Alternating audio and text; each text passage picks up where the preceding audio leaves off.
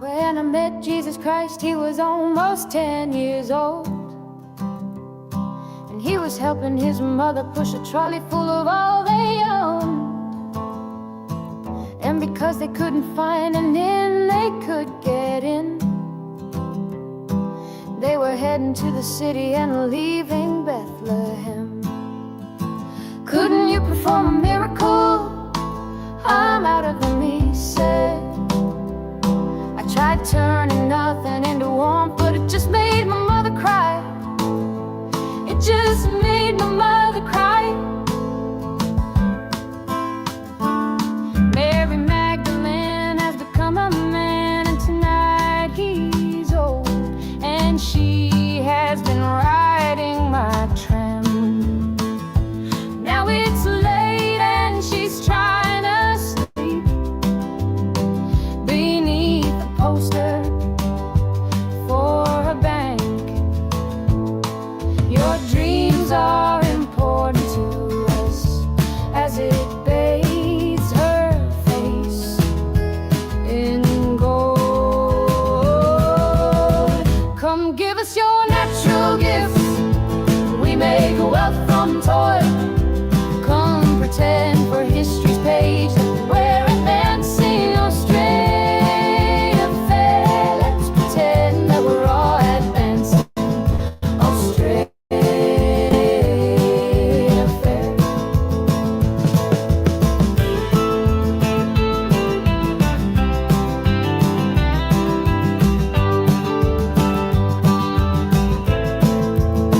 Back down the road I found the church we built on the black man's bones was empty, and out the front a sign read all but sold. A sign read all but sold. And we all owe so much money, but to whom we're not quite sure. So head down, we just keep running along our fading golden shores. So head down, we just keep running along our fading golden shores. Come give us your natural gifts, we make wealth from toil. Come pretend for history's page that we're advancing Australia fair. Let's pretend that we're all advancing Australia fair.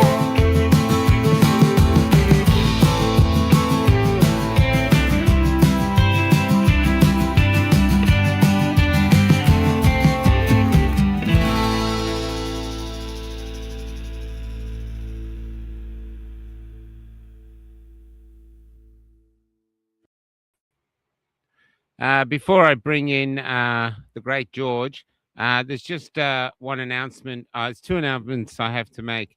And forgive me if I've got it wrong, but I'm pretty sure today is Dazzle's birthday. And I guess she would have been 19. I'm sorry if I've forgotten. Yeah, this girl, I still remember her. We've got she gave me a turtle. It said, "Take me everywhere you go, Uncle Michael." So it sits on our dashboard wherever we go, because a turtle was her token. For those who don't know, the story was at the time that Dazzle needed a double lung transplant because her lungs had been injured by a previous vaccine, and because she wouldn't take the COVID vaccines, they wouldn't do it. Instead of giving her a chance to live, and she actually said to me, and I'll never forget it. And she was a beautiful little girl. Oh my God, beautiful young woman, I should say.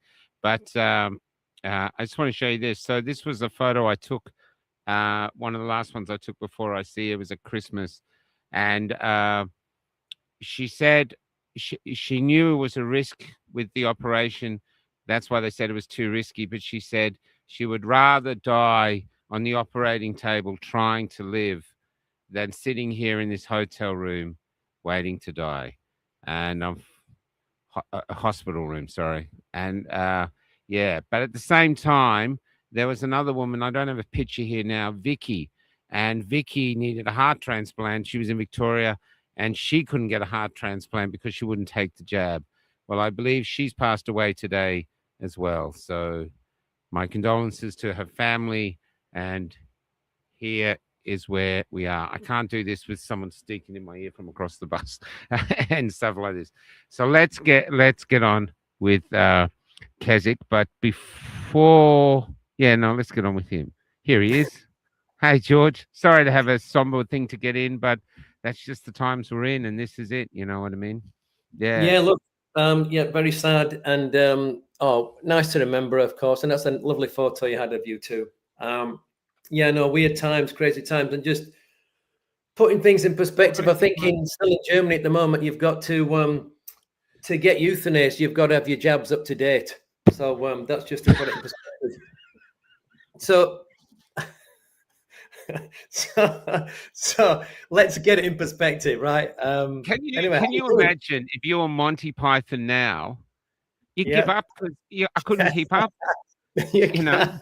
No, you wouldn't. I can't keep up with reality. No, because everything they've done is like it's true now. So that's where are you going to go? How do you make it even more funny? You can't, can you? There's a woman, or a trans person in America who's suing her doctor because she didn't get a uterus and all the reproductive things when she transitioned. She obviously didn't read the detail. You know, it's like an IKEA manual. I'll have a womb, some eggs. Yes.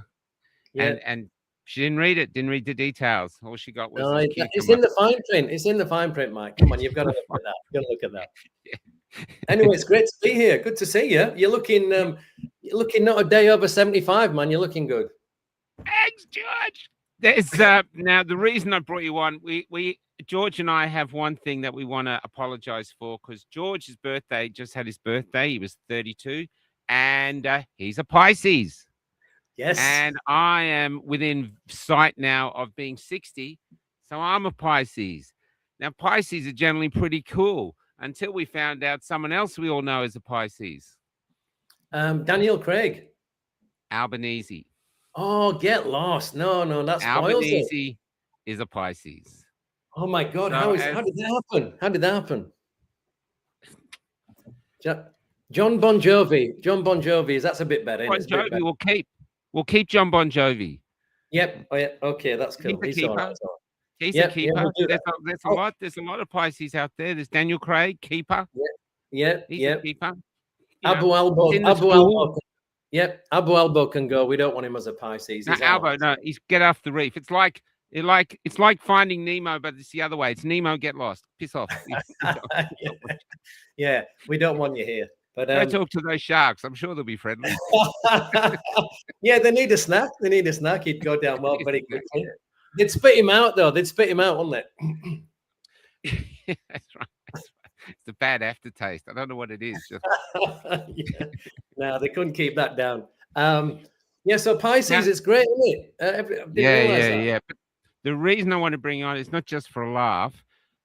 You've got your book, which I'll get to the book in a sec, but I want to work up to this. I've done an interview with you before, and maybe not everyone has seen it. So you're one of those people who you said something in your book, or there was a quote in your book that I'm going to use all the time now. Nobody can do everything, but everyone can do something. And I've seen you live by that. You just do it. You're just a doer. I remember the first time I met you, I think I was in a park in Sydney, and you came down and sat with me. You're a gym owner, and you were just bursting with energy. Everyone else was down and somber. I remember that. You were just like, yeah. Come on, let's take him on. Let's go over here. Okay, come back. You know what I mean? So you had this extraordinary energy. And but before the game, I want to tell everyone this is something. What did you do in England to make a crust? What was one of the unique things you did in England to make a living? Oh, you mentioned this. I went to a book launch the night. And by the way, the guy that wrote the book I've heard is brilliant. So what did I do? I used to play chess for a living for a while. I mean, travel around the country. Amazing. And that was pretty cool. But it was in the days when there was no money in it. Now there's a lot of money in it. Then there was no money. But I didn't do it for that. And it was pretty cool because sometimes I'd go around with my, at the time, long-term girlfriend, and we'd go and stay in hotels. And by the Saturday night, so the comps were usually Friday, Saturday, Sunday, and it was like you'd end up playing 6 rounds, right? So 2 on Friday night, 1 on Friday night, 3 on Saturday, 2 on Sunday. And by Saturday night, I would know whether I was going to win the tournament or not. So we'd go to a nice restaurant. Why?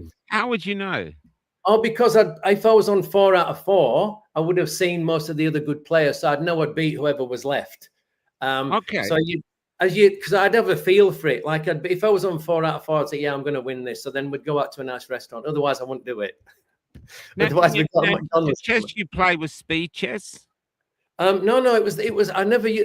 What I play now, I could only play speed chess. Now it used to be like a proper tournament, so like 4 to 5 hours for a game, and then you do that 6 games over the weekend. Yeah. So proper 4 chess. hours on a game. Yeah. I couldn't do it anymore. How did you sit still and not annoy the other person and silent and doing you for 4 hours? How did you do that? That must have been another. Are you a clone? Are you one of these clones? Like you can tell. You can tell from the cut here. It's in the ear. You can tell it's not me. It's not me. Yeah. But no, I can't remember. It's sometimes longer than 4 hours. And you write all your moves down. So you'd always write down your moves. So you replay the game later on to see your mistakes and all that. So you'll write everything down in your shorthand, the chess shorthand stuff. So it's very technical in the room. But it was those days where you'd go into a big room and everybody be smoking cigars. And I used to smoke cigars sometimes. And it was really great. You know, all the smoke in the room and all these geeks in there playing, moving the bits and all that. And then you go into other rooms to analyze the games afterwards. So it was awesome. Wow. And I used to sometimes I travel around with a mate of mine who was a guy called Rupert, and he was the manager of the West Indian Rangers chess club, and I used to play for him. I was the only white guy. I used to play for his soccer team as well, the West Indian Rangers soccer team. I was the only white guy. And so we used to travel around some rounds together around the country playing tournaments. And Rupert used to get us into trouble. Like one night we went into this bingo hall. I can't remember what town we were in. We'd go into some bingo hall and he'd be eyeing up some of the women in there. And, being a black guy, was a bit of a lad, and he'd be eyeing them up and he'd be helping them with the numbers. And he'd be, hey, man, I don't know what you said, man. What numbers? And he got us thrown out. We got thrown out of a bingo hall. I mean, unbelievable. How does that happen? How'd you make 500 old ladies say shit all at the one time? I don't know. Get one. How do you make bingo? Now, before we go on, I want to tell you I had a realization yesterday when I was interviewing this Iranian girl for the 3rd time, and this one made me also think of you. She said that in Iran, before the regime took over completely, people used to dance. You'd be driving down the road and there'd be people dancing on the side. And she said people would just stop and come in and just start. They don't even know what they're dancing for. The whole civilization culture just loved dancing and being alive. It was the norm. It was a part of their cultural identity. And then I think the regime banned dancing, especially outdoors. So they banned dancing outdoors. And I think, from what I gathered, that the people, instead of protesting against it enough to make sure that didn't happen, they just complied and stayed silent, hoping that it would get better. And then 47 years later, their kids are getting killed if they dare to dance outside. I'm not saying we're there yet, but what hit me when she was saying that, it was saying, previous to COVID, not that long ago, we used to take the piss all the time. It was a natural thing. You get somewhere, everyone's taking the piss. It was almost like a game, and some people were excellent at it. But you could actually have a status. If you were great at taking the piss, you had status, victim. You didn't get any status for being a victim. Everyone would take the piss out of you. And then that's gone now. It's the same sort of oppression. Now you're not allowed to. Now people are terrified to tell jokes or anything because they might offend someone that could get them in trouble. And in the UK, where we're both from, over there, you could end up in jail for doing stuff like this. And you realize that that's how it's going. And everyone's complying and staying silent, thinking, oh, someone else will fix it. But the history tells us that they don't. And the reason this long-winded rant is going on, which is the question, is what you do on Friday nights is you basically defend the right for us to take the piss, because that's what you do. And you get other people in doing the same. You get the customers coming in like you're in a pub and everyone's laughing and taking the piss. I go places and people go, oh, Kesic's on, I've got to go. And I think that's what you're doing. You actually, because I believe laughter is the gift from the gods. And you actually, it's a form of a religious thing now. I know it sounds bizarre, but you're defending the right for us to celebrate what used to be our identity. Our cultural identity around the world was Aussies. Oh, yeah, look, the funny buggers, always taking the piss, do anything for you, big hearts. And now there's hardly any of them left. And you're one of the, even though I know you're not Joe Rogan, but here you are getting on Friday and you do it. And you do it so well. So I wanted to congratulate you for that. End of rant. Oh, yeah. It was a good rant. Yeah, look. Yeah, thanks, Mike. Look, it's well, first of all, with the dancing, I can actually think of another regime much closer to home that banned dancing as well for a while. Ours. Yeah. Remember during COVID? Yeah, it's the first thing that came to mind when you mentioned it. You have to be. It's joy, innit? It's joy. You can't ban joy. What are you going to have you're going to have a population that's going to be miserable. What's the point then, right? You've got to have the joy in everything. You got to. That's why the COVID years were so distressing for people, because you took everything away, all the joyous things for people to do.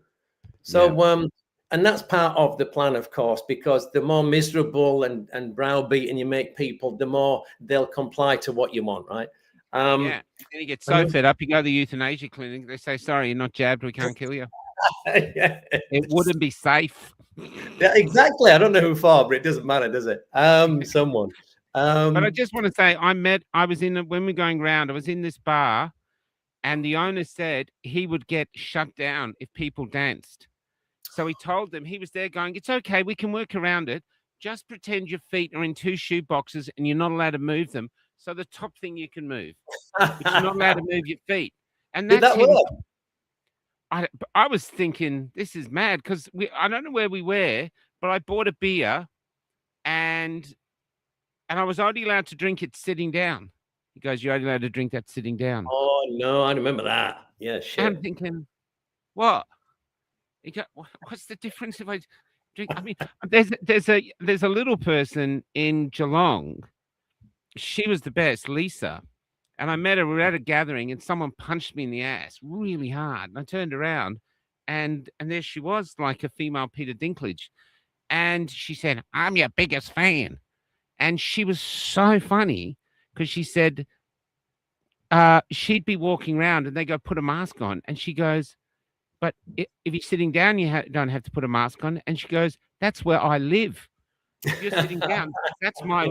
So, but it just sense won't go through. It's compliance, is it? It's crazy. And it's what you're saying about humor, and you're not allowed to larrikins. And look, we've always been good at banter. The Aussies and the Brits have always had a very similar sense of humor. And some people on my show are great. They're so good with the comebacks, right? And it's like, and all that. And it is good that we can do that, but slowly they are trying to squeeze it. So you've got to be careful when you're doing that. It might upset someone. You probably don't say anything, but someone could say, oh, well, you said this, and it meant I was upset because, you know what I mean? So that's why comedians for quite a while were scared to do any material. But now, especially in America, they're allowed to do it again because of Trump, because it's kind of changed a bit there. Yeah. But here, it's kind of going the other way. Same in the UK. That's a shocker. Man, I'm glad I don't live there. I know. But your mum lived there, didn't it? Sorry? I mean, your mum lived there, because I know you don't talk about yourself much, but your mum lived there and you lost her and you couldn't get to her, could you? Because of the friggin' jab stuff. Yeah, because I want jabs, I couldn't fly and all that business. So, yeah, and it's pretty, well, it was sad that she was alone in the end, more or less, which was she didn't deserve to go that way. But yeah, the larrikin thing, the sledging, it's the sledging that we've always been good at, but it's it's usually done with fun, right? And so it goes back and forth. And we've always been good at that. It's a fine thing, isn't it? If your tone's a little bit out, it's an insult. But if it's spot on, it's funny as shit. You know what I mean? It's timing, and it's timing. It's timing, it's tone, it's how you say it. It's but you know, over the years, I mean, I've done numerous jobs, and everywhere I've worked, there's always been 2 or 3 comedians at the workplace, which are the highlight of the workplace. You know, people love them coming in. They love working with them. You know, they just, it's almost like they lubricate life, because it can be tough. But then if you're working with someone who's got a sense of humor, it's like, yeah, come on, we'll have a good day, whatever we got to do, you know, and that's how we get through it. And that's what you're doing, George. So it's, you know, 10, 15 years ago, we didn't have podcasts. You'd probably be on in a school of loads of people doing it. But literally now you're one of the owns, because everyone else is out there, you know, trying to be serious. You know, the world's ending, this and this. And there you are, just taking the piss every Friday night. I think and the other thing you do, which I think is revolutionary, Ryan did it. Ryan Etherington did it too for a while when he was having his shows by himself. But you make your time in the podcast like, it feels like Cheers, in that Cheers show, where people come in and go, "G'day, Dave." You know, Dave's another one. Dave's a great larrikin. Dave, you come in and it's just like coming in and that's what you like. So it's a place of warmth. It's a place where you belong, and it's a place where you can take the piss. You know, everything's not so heavy. And so I want to congratulate you on that too. This is stuff that you do, and you do it really well. I know we pay you $1 million a week, so, you know, you're doing it for money. Hang on. I got to talk to my accountant. There's obviously been a mistake there. So bloody admin. You got to watch those buggers. Oh, it's the fees. Oh, the fee. Yeah, of course it is. Of course. Yeah, really. Yeah. Thanks for helping me out. Well, he's on the 99.6% fee rate, so, you know, it's a lot. Yeah, good. He should be. Yeah, look, the dollar issue would be all right, but $1 billion, geez, where did that happen? I think I would have paid attention to that. You know, I'd probably even gone longer. But some people wanted me to go to midnight. Says I don't think so. I can't do that. Now, for people who don't know, what the hell is it with the llamas? Oh, with the alpacas. Get it right. Come on, they're alpacas. Those lovely things. Look, how do you tell the difference first? How do you tell the difference? Oh, easy. One's an alpaca and one's a llama. So, I think it's where they come from. I think some are in a part of South America and the other was in different. I'm sure one of the people watching will know the difference. Okay, so how did that start? Look, it started, and now they're an integral part of the show. Everybody who watches it always mentions the alpacas. They've got to be in there, right? And that's they're on these this wristwear that I created as well. If anybody's interested, it's got the alpacas on. Wokieverse, Worry, and Energize Me. Look, one week near the beginning when I started it all, I said, we need bouncers on the show because there were a few people late coming on, right? So jokingly, I said, one of the ladies who watches it says, "Can I be your bouncer?" And I said, "Yeah, sure, that's fine." So she was the bouncer, but she was far too friendly. So everybody that came on late, she said, "Hi, great to see you come in." And I said, "Look, that's not how we do it, Belle. You're not supposed to do that. That's not what a bouncer does. You're supposed to keep them out, not bring them in." So I fired her. Right? I said, "Sorry, you're fired." And so then the next week I thought, okay, I'll go more professional. So I said to everyone, "Look, I've hired a professional team. They tell me they're brilliant at bouncing and this is what they're going to do." Anyway, they were crap. So I fired them. And then the week after, I thought, I know what I'll do. And suddenly I had 2 alpacas on the door because they came to me and said, "Mr. George, can we do the job? Can we do the bouncing?" I said, "Look, you're really sweet creatures. I don't know if it's going to work." Anyway, they did the job. And the trouble was, the first week they started, I had technical issues and I couldn't get into the studio because I was like 40 minutes late to my own show. And then I told everybody, I said, "The bloody alpacas won't let me in." And I said, "But it's my show." And I said, "You guys, you got to let me in." They said, No, Mr. George, you said don't let anybody in." And I said, "But not me. It's my show." So then the following week, I said, okay. They said, "Can we bring some cousins?" I said, "Yeah, sure." So now I've got 350 of them outside the front guarding the place. Oh my God. So basically, and of course, someone said to me once, what's the thing about the alpacas? And they thought they were all real. I said, well, no, they're just sort of imaginary alpacas, but they're guarding the space. So people now, when they're late, I said, you've got to give them a pat on the way in, pat the alpacas on the way in. And all 450, and they keep multiplying. And I said, look, and when you come in, the one thing you must do if you're late on my show, you've got to say thank you for your patience. And then nobody gets upset. Don't say, sorry, I'm late. I said, it's completely different. So that's the story of the alpacas. So everybody who watches it knows what it's about. They do. Well, yeah, actually, there's a lot of alpacas out in the countryside. Actually, they're everywhere, and they're actually really aggressive. Apparently, I talked to a farmer. I said, do you use the alpacas to protect the sheep? He said, yeah. I said, do they work? And he said, yeah. He said, if a fox comes in or a wild dog, he says, they beat the hell out of them, stomp them to death. Oh, wow. So, yeah, they do spit a bit. I don't mind that, but they're pretty cool creatures, you must admit. Yeah, they are. And it's a bit of fun, something different, you know what I mean? Something different, and people can associate with it as well. And I said to people, I said, look, these are life-changing. If you're a guy and you're looking for a woman, just wear one of these bands, and then when you meet the woman, you say, and she says, oh, what's that? And you say, that's an alpaca. And this is the important bit. I say to them, look, if the woman is stunning, you say, look, I watched this show and you've got to watch it. This guy, George, is brilliant. And it's all about the alpacas. But if she's not stunning, then go, fill your boots. It's all yours. But they'll go for the alpacas, and then you're in.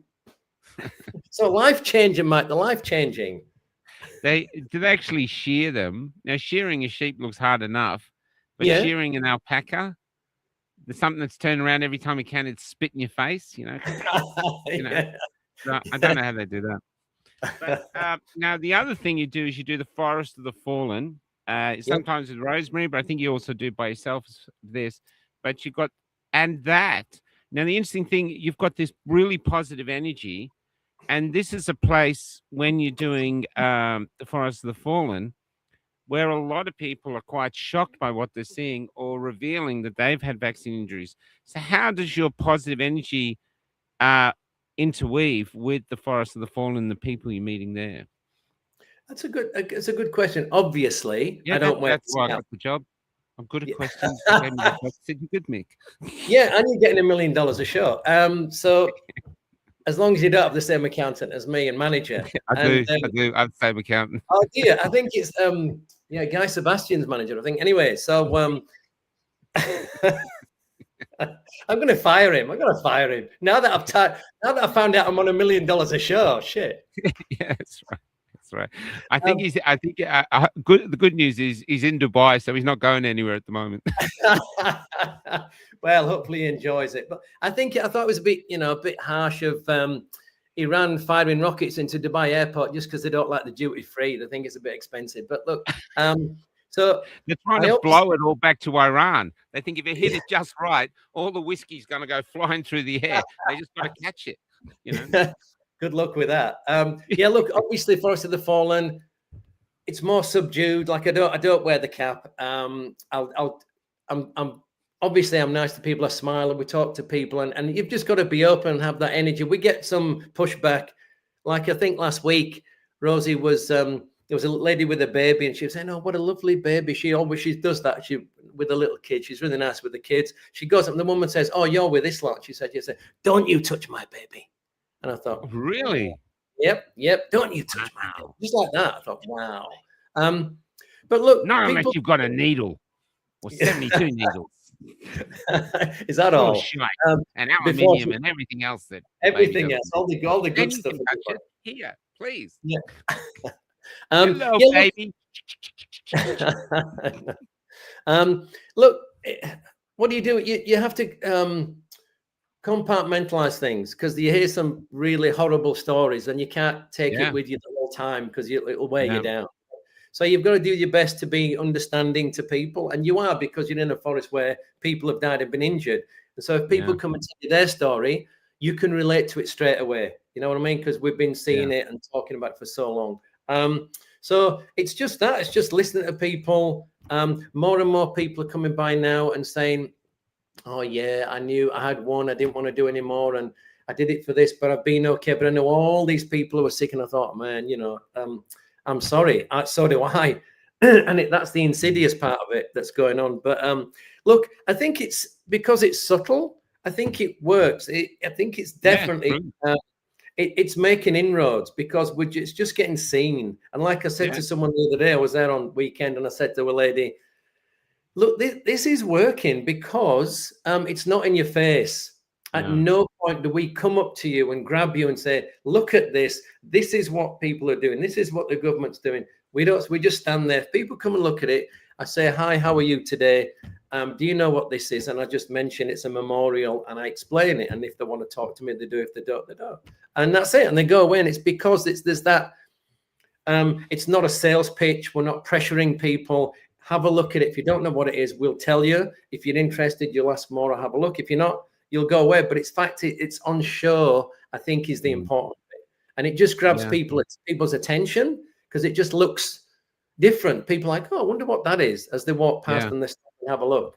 But look, the only negative we get now in this, and the thing that people do say, and someone said it on Saturday again, was when we were there, they said, or Sunday, they said, oh, well, just think of how many lives the vaccine saved. And I'm like, well, you can't actually prove it to anybody. You can't, because it never stopped you catching it or spreading it. So you can't prove it saved anyone. Yeah, that's right. But what is your evidence? Because this is our evidence. All these people, here's our evidence. Where's your evidence? All you're doing is regurgitating what you've heard. Correct. And that's why these people are injured too, because they didn't research it.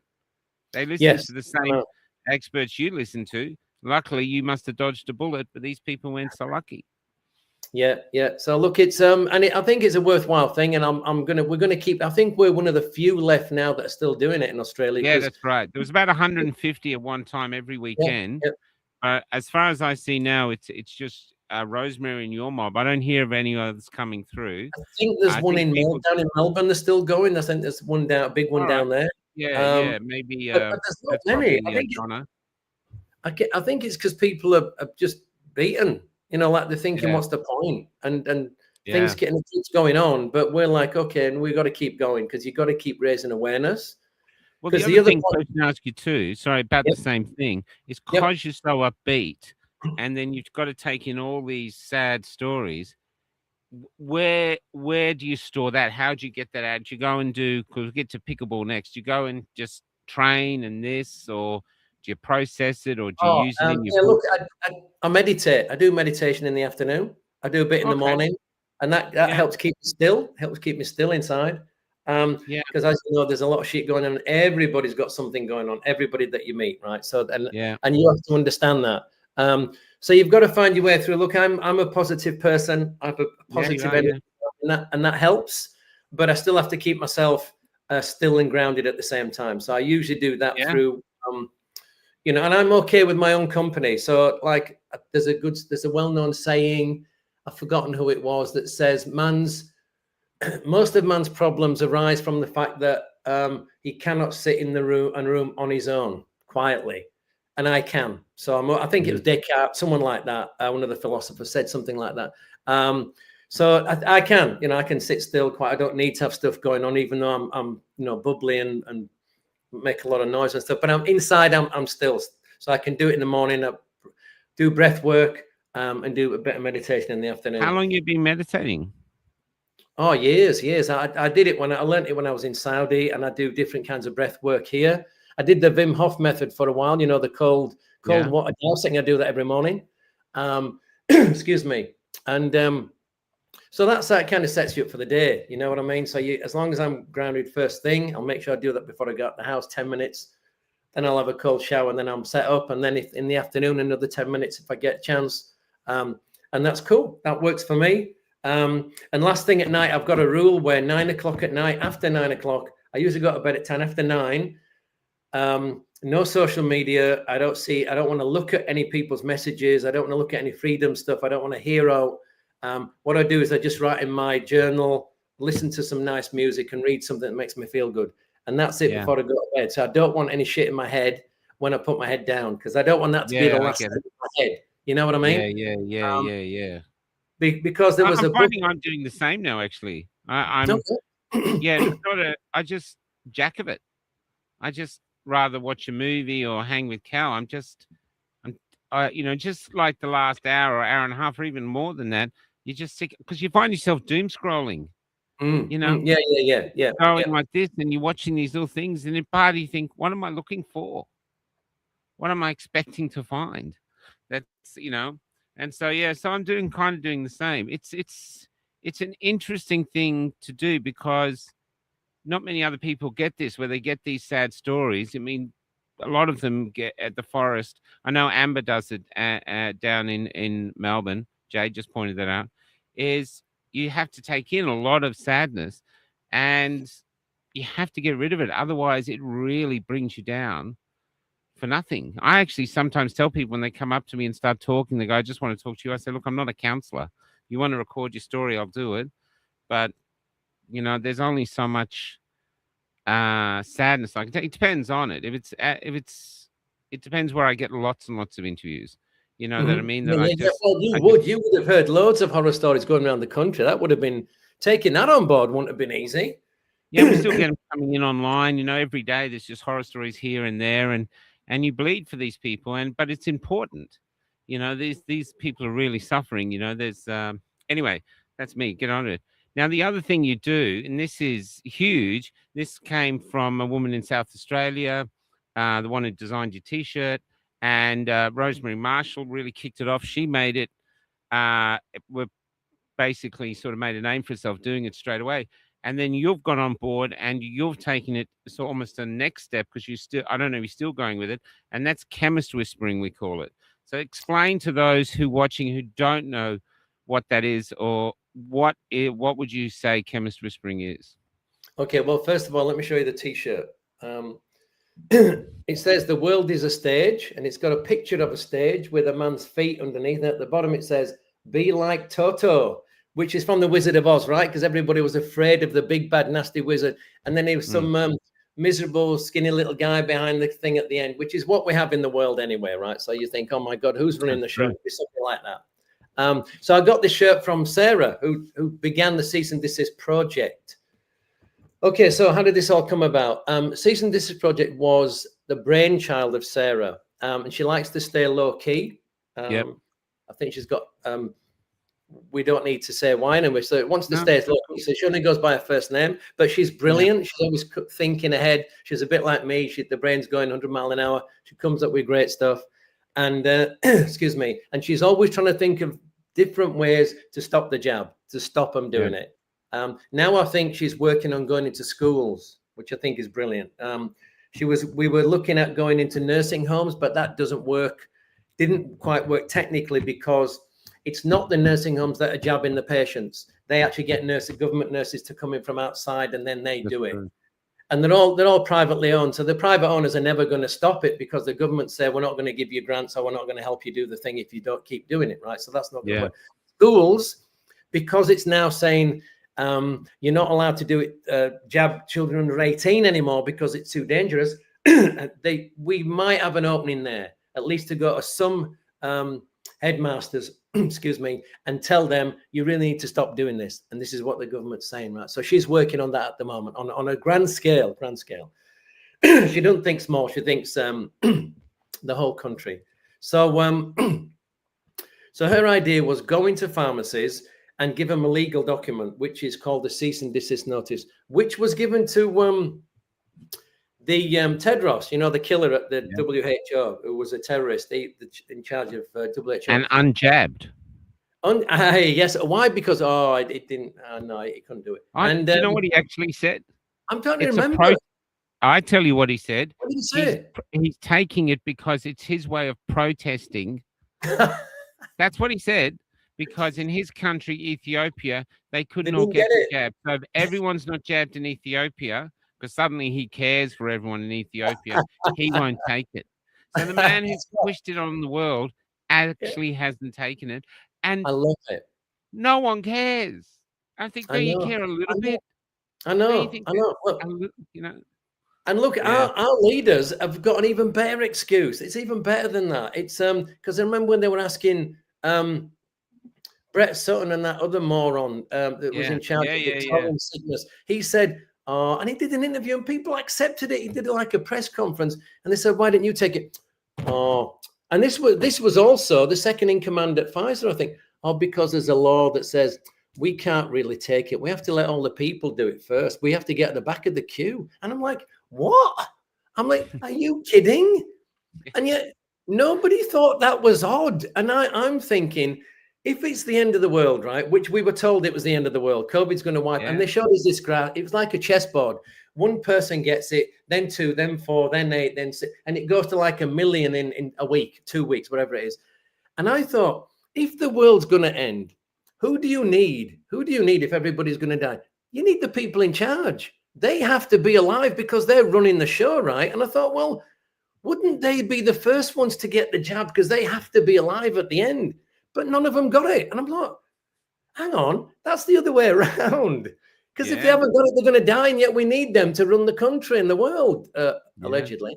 11,000 New Zealanders, the upper echelon, as they call themselves, 11,000 got exemptions. Politicians, judges. And so we know that officially from New Zealand. So don't tell me that that didn't happen here. Yeah, oh, absolutely. And I've talked to people at the forest and other people I know who literally had things like heart attacks and couldn't get an exemption when they were told you've got to get the jab, or they'd had some horrible issues with the health and they said, can I have an exemption? They say, no, you can't. And I'm like, well, why not? No exemption. Unbelievable. Yeah. So back to the C&D project. Just before that gives me a perfect thing. So we're teaching George here. This is online training. This is how to bring up memes in his show, because that's going to take his shows to the next level. This I saw today. You shouldn't need an exemption to opt out of a medical procedure that has death as a possible adverse reaction. Yeah, it can be a little bit important. That small but important point: death as a side effect. Tiny. It's in the fine print. Look in the fine print. What that say? Could die. What? So page 17, Telegraph, page 17. Could die. Bottom page 17. There was a nurse I met in Tasmania, just because I know you drift off, but it's on the same thing. And she was a midwife, and she told the doctor, I had an anaphylactic reaction to some of the products in it. I'll probably die. And he said, well, you've got to take it. She goes, yeah, but I'll probably die. Can I get an exemption? He said, no, can't give you an exemption, but you can go to hospital and we'll have an anaesthetist there next to you.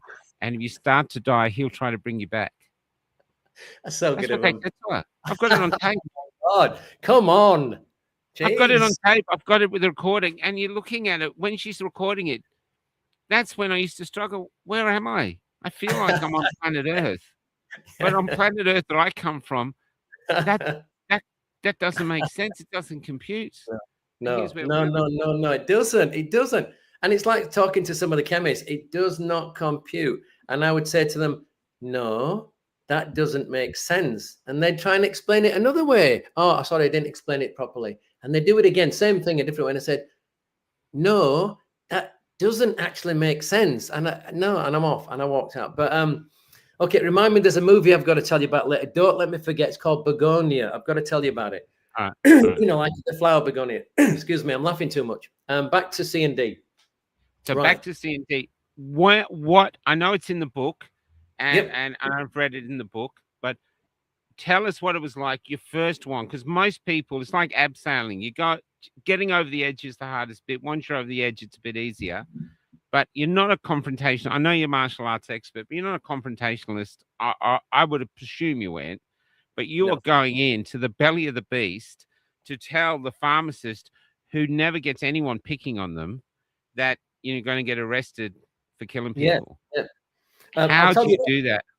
Yeah, how did I do it? Good question. But I'll tell you that in a minute. But let me just quickly give you a bit of background, not just to the C&D. It was the document we were given, not actually legal, but enough to say there was no informed consent. Therefore, you will be liable when someone dies or gets injured. That's all I was given. I was just showing them that, right? So it started with Rosie going in and not using that. We didn't have the form at the beginning. She would just go into the pharmacist and say, do you know, if you're doing the jab, that there's no informed consent, so you will be in trouble. And that was it. That's all. And she filmed them. and then she would share the film on Facebook, Yeah. right? To kind Yeah. of name and shame without naming them, right? So she Yeah, did yeah, that. I started doing that, and because she was doing it, she told me. I thought I should be doing that. I can do that. I should be doing it. So I started doing it, and then after a while, and that was actually quite nerve-wracking because you're trying to hold the camera so they can't see they're on the camera. You're on candid camera, and you're talking to them, and I'm like, and that was really edgy. You know, that was like I was nervy going in because it's kind of you're doing something clandestine, and I'm like, oh, I don't know. But then Sarah got in touch with me and said, look, we're doing this thing called the Cease and Desist Project. Do you want to be on board? I said, I'd love to do it. I'd love to do it. So then she sent us the sheets because she printed them all out. I got them, and then I started going around to chemists and stopped filming because it was too difficult trying to hold the camera so they didn't know they were being filmed and have the A4 sheet of paper to give to them, right? So the camera went, and what I did was I just gave them and you like you said, the first time I was shitting myself. I bet. Because you've been a bad boy, right? Not worse than that. You know, stuff I would never dream of doing, right? You don't go in and kind of will confront these people. You're going into the lion's den. They're not going to say, oh, thanks. Well, that's great to see. I really appreciate you giving that. Serial killer. I didn't know. Exactly. So I thought, that's not going to happen. So you've got to have a thick skin. You've got to be able to not take it personally. And you've got to be able to put up with some shit, right? So I'm like, okay, I can do all that. I can do it, right? So I started doing that. And then, and it did get easier. It got easier because initially we had a script, you know, you go in and you say this, but I got rid of the script pretty quickly and I kind of just made my own thing up and ad-libbed and worked with what they said to me, right? But mainly what I found in the early days was very arrogant, very ignorant, didn't want to know any of it. And then after a while, the next phase was we would give Sarah got a printed sheet of all the Pfizer adverse events. There's like 1,261 or something. Yeah. So we had it all on double-sided A4 paper. So then you'd go in, give them the cease and desist, and offer them the Pfizer trial results. Because I say, do you know there's 1,261 adverse events on Pfizer's website? So you go look it up if you don't believe me. And it was highlighted the website there.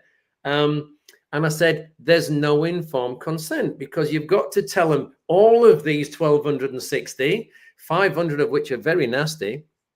And you've got to tell them all of that. And you've got to tell them the benefits, crickets at that point, because there are none. And you've got to tell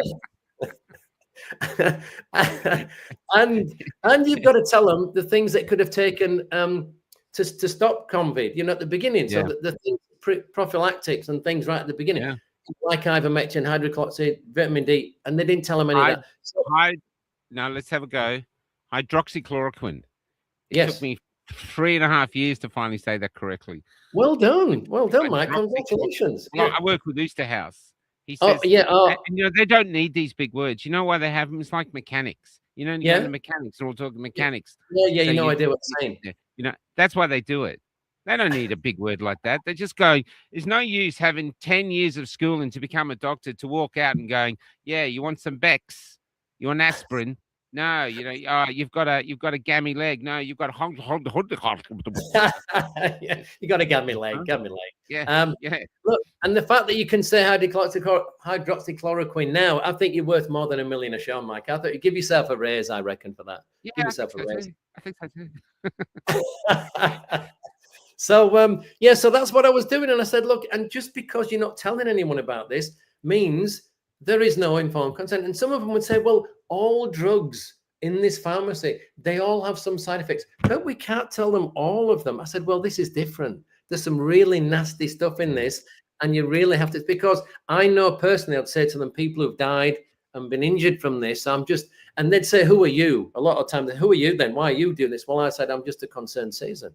Because I know people who've been damaged, and that's why I'm doing it. And look, and I think the first year I did it, I covered about 72 pharmacies over the first year, and out of those 72, probably 4 said thank you. That I didn't know anything about the liability. I didn't know anything about the adverse events. And they took it off me and said, thank you, we didn't know. So that's 4 out of 72, right? But then something changed after the 72. What changed was the new directive from the government. And I took about 2 or 3 months after I'd done the 72, a couple of months off. And then Sarah said, oh, this new thing's come out June last year, where the government said, there's a new government directive saying not to jab children under 18 because, reading between the lines, it was too dangerous. The wording was the benefits do not outweigh the risks, but between the lines it says too dangerous. And it actually said on there, children were never in danger. And that's the kicker. That's the kicker, because remember, kids were forced. Everybody was forced to get your kid or you're going to kill next door's granny. There was all that shit. Yeah. And they were never in danger. So armed with that, I went back and revisited all 72. And I said, wow, man. And I did that in 3 weeks, and I don't know how I did it. I mentioned this at the launch the other night. I said I was driven. I did the 72 in 3 weeks. I said I don't know how I did it, and I went back, and 66 of them were still operational. Some had moved or were having refurbs of the business, whatever. But out of all those, I went back to, and the new ones after that, because they did another 100 or whatever it was after that. 30% of them, over 30% of them, didn't know anything about that new directive. They didn't know it. They didn't know it. And they were still jabbing kids. I had no idea. And I said, but how did that work? Because when I saw that come out, you know, the Prime Minister came out and said that in a message to the nation. It was on TV 24/7, you know. In actual fact, they hid it on a website and they didn't announce it at all. People had to find it. So when they wanted us to take the juice, bang, bang, bang, bang, bang, you'll die if you don't. And once they realized they'd effed up and they had to probably legally do it, it's like, there's that. Yeah, what was it? Page 19 in the Telegraph. That little bit. And that's how it works. You know, we're laughing, but it's evil. It is. Of course it is. This period is a period where the Albanese came out the other side and said those people who are approached by who like Pauline Hanson, it's the dark side of the darkness in them that's attracted to her. But in actual fact, they've lived in darkness. It's their darkness. They won't admit vaccine injuries. They just won't answer a question. You can't get a straight question out of them. But they believe they're in the light. They believe, I'm optimistic, I'm this, you know, that's how he goes. But the fact of putting that out is a form of complete disrespect to the nation. They should have actually said, oh, hold on, we've made a mistake here, it's come out, we could be injuring kids. You know, that's what humans should do. But, you know. Of course. Yeah. Oh, look, Mike, of course it is. And we, especially when you think of all the shit that's come out in the Epstein files, of course that should be thinking. Kids shouldn't be damaged. None of that rubbish, masks and all that for kids. It's child abuse. But the fact is, when they were pushing it at the beginning, of course, there's announcements every day. There's emails to all the pharmacists. There's saying you've got to do this. Let's get it out there as fast as possible. But when they're backtracking, when they are cutting back on everything and changing everything, then it's a whisper. They're not shouting loud. It gets quiet and small. It's not on the front page. It's now on page 22 in the Telegraph, and it's got that small now. So it's like when they do a retraction. It's a tiny little thing on page 18, a retract. Oh, by the way, that was wrong. But they don't put it on the front page, even though it cost like 1,000 lives or whatever that particular problem was. So the fact that the pharmacists didn't know, they had to go looking on the website to find it. And that's why a lot of them didn't know the new directive. But it blew me away. It blew me. Some of them, so I said, so you're going to stop doing it now that you know? And some of them said no. And I said, what? They said, no, because we're just doing what the doctors tell us. And I'm like, well, yeah, but I've just shown you this. Oh, well, we're still doing that. Some would say, oh, yeah, now that we know. And not many, maybe 3, 4 said, now that we know, we're not going to do it anymore, which is great, which could have saved lives, right? Even if it's one person says we're not going to do it anymore. But 3 or 4 did. But there were some absolute shockers, man. I tell you, I went to... the other thing, George, I hate to say this. It's I interviewed, how do you say this woman's name? Lethal, Leslie. lethal. Oh, that's now lethal. I'm shocked at how quickly people lost their compassion for others. That's Yep, always remained with me, lethal. That's one of the, yeah. It's why I try to when I capture stories of people, I always gravitate towards the empathetic ones to see if you can yep. still move people to actually get their empathy refired. Um, Now what were you saying? What were you saying? So you got the chemist, you got this. It's but in fairness to the chemist though, these are really busy people. And when they get home, there must be a gazillion emails they got to get to.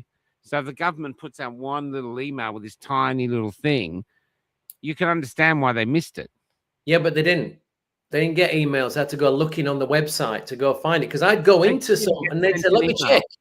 They'd say, "Let me check," and they'd go into the government website and say, "Oh yeah, we're not. No, that's right. We're not doing under 18s anymore." So, well, that's good.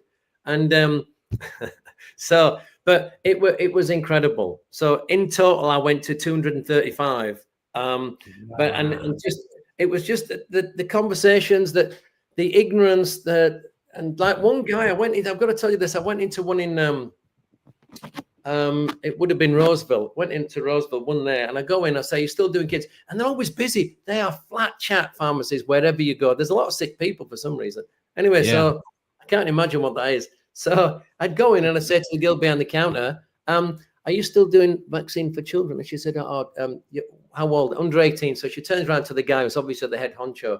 "Are we still doing it?" No, no, he says. I said, "Oh, that's great. I'm really pleased to hear that." And he said, "Let me tell you why." And he says, and he goes, "Okay, well, we're not doing it because you only need the 2 initial injections before you're 18. And then when you're 18, you need 1 booster. And that lasts you till you're 30.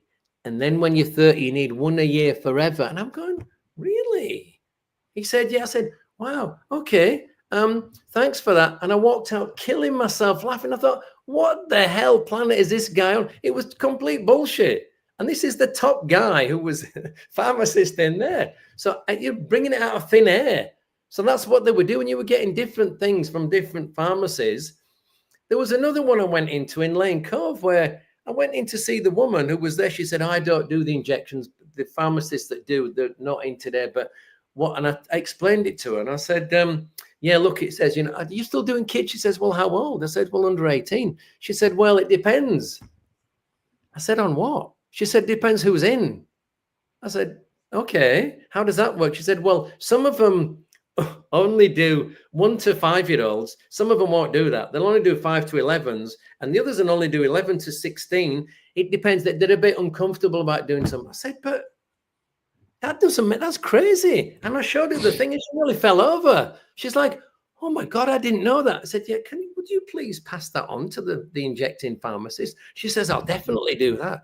But you know what I mean? There was no it was just different. It was random. They were kind of at some point doing their own thing based on what they thought was the government directive at the time, because the government kept changing it. One guy didn't even know it was under 18s. He said, "I think it's under 16s." I said, "No, it's under 18s."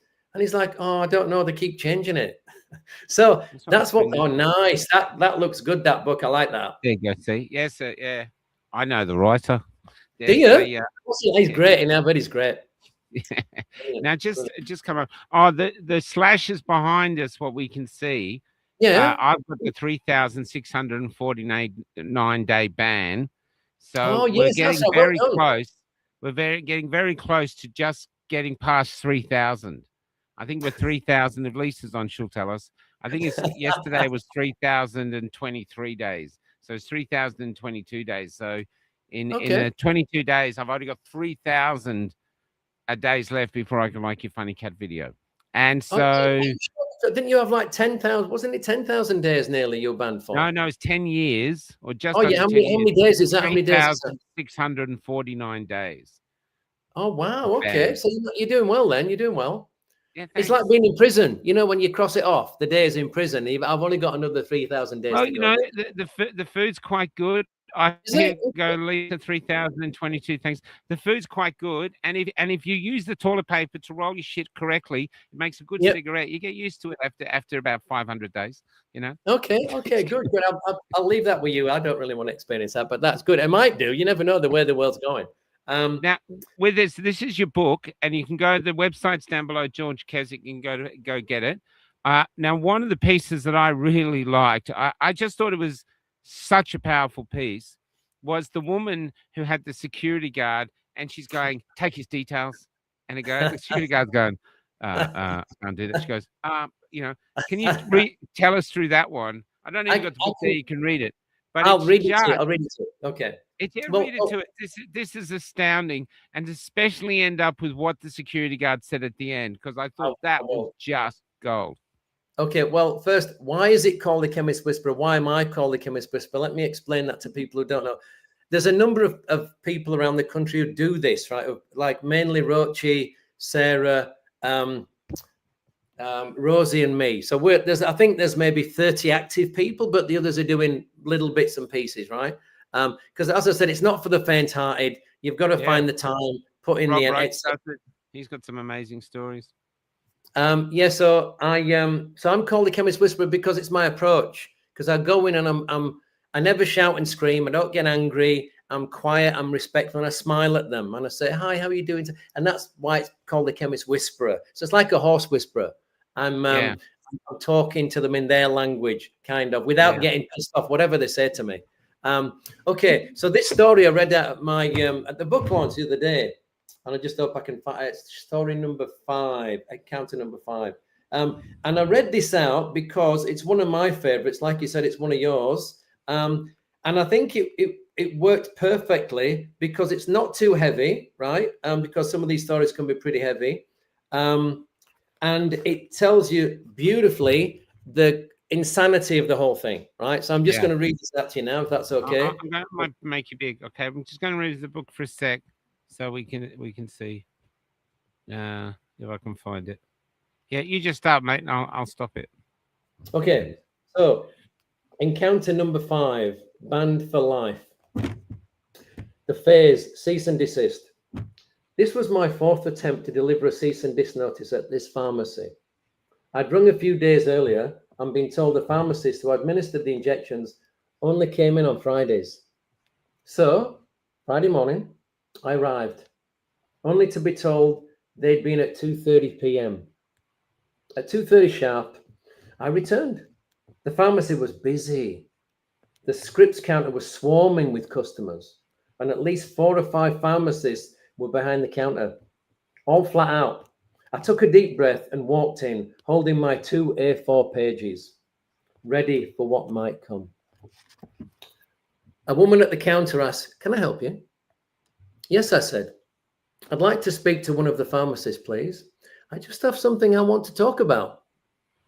"Okay," she said, disappearing briefly before returning. "Someone will be with you in a minute." "Thank you," I replied. Moments later, she walked past me again, heading out the door. I waited. Time dragged on. I busied myself pretending to look at the products on the shelves, even though my mind was racing. Normally, I went in, said my piece, handed over the notice and left. Waiting made me uneasy. Eventually, the same woman passed again and repeated, "Someone will be with you shortly." Finally, another woman approached, this one with a man beside her. "I'm the manager," she said firmly. "I'd like you to leave the store now." I was caught off guard. "Why? I haven't done anything wrong." "You're causing a disturbance," she said. "I haven't done anything," I replied. "You keep coming to the store," she said, "and you were upstairs a few weeks ago at one of our other pharmacies. You filmed the pharmacist there without her knowledge." "No, I didn't," I said. "Well, I don't believe you," she replied. "Do you have that video on your phone?" "No," I said again. "I don't believe that either," she snapped. "Give me your phone. I want to check and erase it." I stared at her. "No, I'm not giving you my phone." She turned to the security guard beside her. "Can we make him give us his phone?" The guard shook his head. "No, we can't make him do anything. If you want to take it further, you'll have to call the police. To do that, you'd need his details." The manager turned back to me. Give me your details, she said. Not asked, ordered. No, I replied. I'm not giving you my details. She turned again to the security guard. Can we make him give us his details? Once again, the guard said calmly, no, we can't make him do anything. It was surreal. This woman was on a power trip, convinced she had authority she didn't possess. Right, she said, I want you to leave the store now. And you're banned for life. I nodded, smiling to myself. Banned for life? I thought, from a pharmacy I'd never even been in before. Okay, I said, I'm going. As the security guard walked me out, I said, it's okay, mate. It's not your fault. You're just doing your job. Outside, he stopped me. What was all that about? He asked. I explained the situation. He shook his head and laughed. They're ridiculous, he said. They can't make you do anything you don't want to do. You don't have to give them your information. Then he added quietly, I didn't get the shots either. That made me smile. Thanks, mate, I said. I won't be going back in there again. As I walked away, I couldn't help but laugh. It was sneaky. I almost admired their tactic. They'd stalled me long enough to call in reinforcements. It was the first time in my life I'd ever been kicked out of anywhere and banned for life. Before 2020, I could never have imagined doing something like this. But the world had changed, and so had I. I couldn't help but wonder what my late mum would have thought of it all. I think, deep down, she would have been proud. That's beautiful, man. Yeah. It was really, I could see him there. It's I could just see him there saying it, you know what I mean? And because we get this a lot now. It's amazing how many unjabbed are hidden in society. You know, it's right. Yes. Who think they're alone. They still think that, and then they find something and oh, really? Yeah. But this other mob is determined to it's the compliance. That's the thing. That's what they're after. They're after people to comply. As though if we all comply, something will be good. Like everything will go back to normal. Nothing's gone back to normal in 5 or 6 years. The compliance has got them nothing. They've lost their identity. They've lost their spirit. And the world just keeps getting better and better. Gets worse. Because I interviewed a Romanian woman, and this is not the major one. This is another one first on. And what she said was, she asked her parents, why do we live like this? Why don't we have freedom? And she said her parents were always going, oh, what can you do? You've just got to do your best. And she said they always had the hope that things will get better, But she said they never did. They just got worse and worse and worse until it collapsed. And I feel this is kind of where we are now. People are going with compliance because they just don't want to challenge anything. Like the government could say, I want you, look, we've been saying no violence against women, but we're going to have a day off from that, and it's okay to slap your wife around. And I think people go, okay, I know. It's just this nothing. That's what I struggle with. So I'm not of the belief that I wake anyone up anymore. All I do now is look at the world daily and try to find the humanity in it, the sense in it. What am I actually being told here? Because that T-shirt is correct.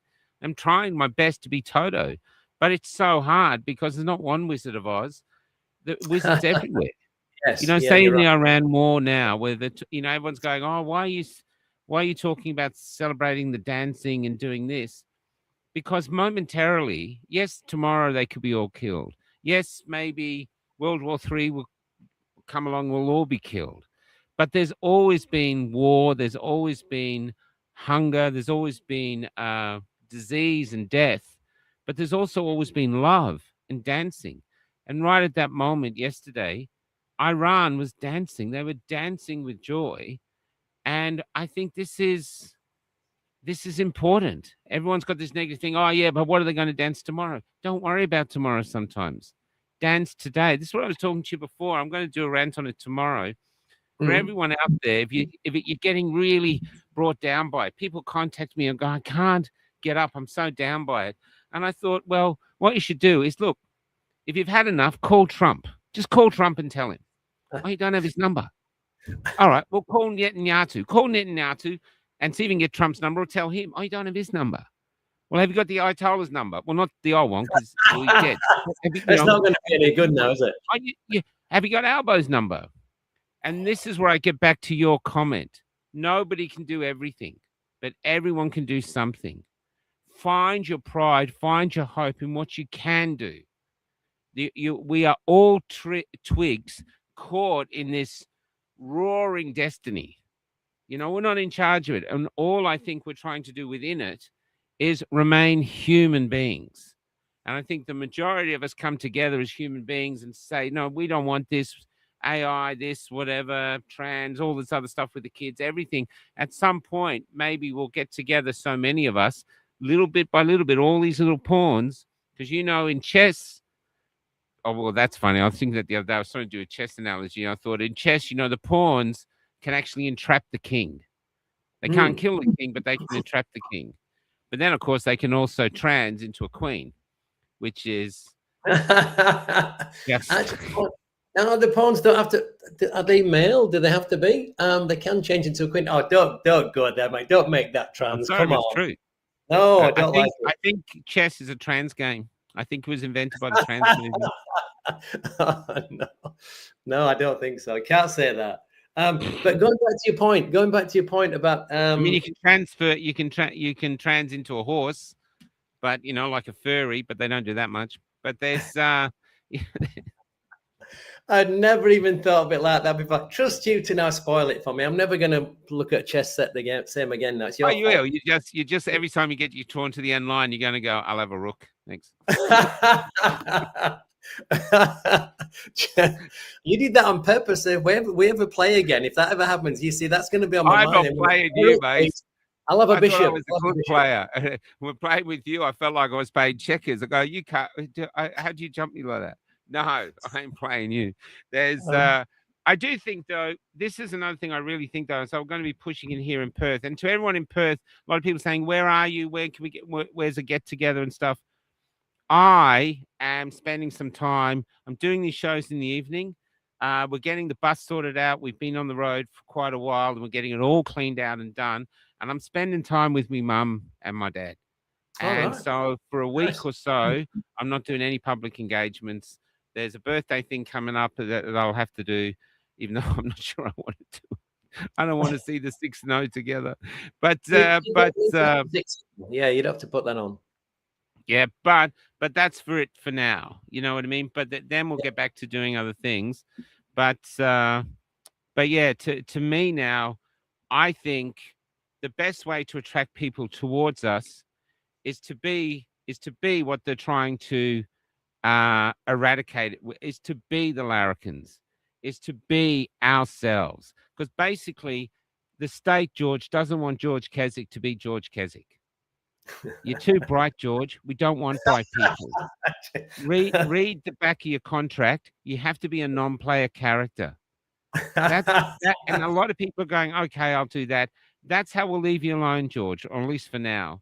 But George, you're out there. You're doing things. It's not good, George. This is the state talking. Stop it. And Stop it. But this is where we are. And I think the way to fight back is to actually go the opposite. You go, you think I'm George Kesic now? You wait till Friday, mate. I'll put George Kesic into overdrive. And I've been doing it. I'm thinking it's the time that we do jokes. Like when you were talking about that West Indian, I'm going to tell a joke because you're not allowed to tell jokes anymore. But I got a fantastic West Indian joke. All right. Yep. A guy. Now it's a little rude, but it's not very rude. It's a little rude. A guy in England, not called George, is he's got a girlfriend called Wendy, and he decides as a real treat to have her name tattooed on his old fella. So when it's down, it says WY, and when it's up, it says Wendy. Now he's very proud of this innovation. Not that anyone gets to see it, But he's in a pub one day, and he's in the latrine, and he looks down, and the West Indian guy next to him, he just glances down. He goes, he can't believe it. He's got WY on his old fella, same as him. And he goes, I can't believe it. You got WY. I've got WY. When I'm erect, mine says Wendy. What does yours say? He goes, welcome to the Republic of Jamaica. Have a nice day.